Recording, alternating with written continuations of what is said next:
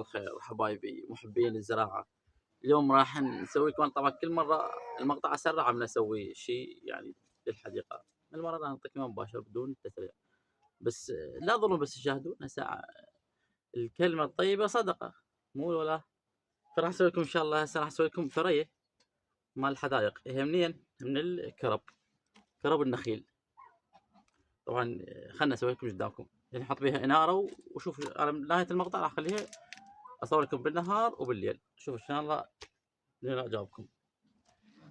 أولًا تحتاج حديدة تقريبًا هي 10 سنتي، ولازم يمك الدريل والكوسرة طبعًا، وتقص الكربة هي حسب القياس تقريبًا هي نص متر 40 سنتي، ما راح نطول عليكم المقطع، تجي تقعد هيجي اللي قدامكم راح أركبها.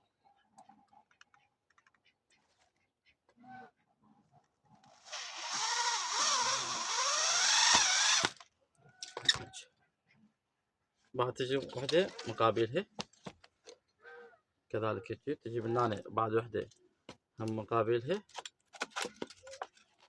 هاي هي، يصير 4 نفس هاي، عشان ما أريد أطول المقطع تصير نفس هاي، تجي النوب نفس هاي هو غلوب وراس نخلي داخلها من هنا.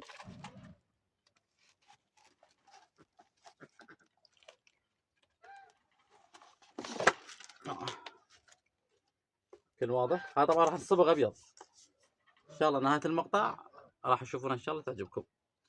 هذه تخلي تعلق بالحديقة وتأسس كهرباء، طبعا هاي تكلفتها كلها تقريبا 3000. اي ما شاء الله يعني صبغ ابيض ووردي حسب التريد، يا لون تريدون انتم ماكو اشكال.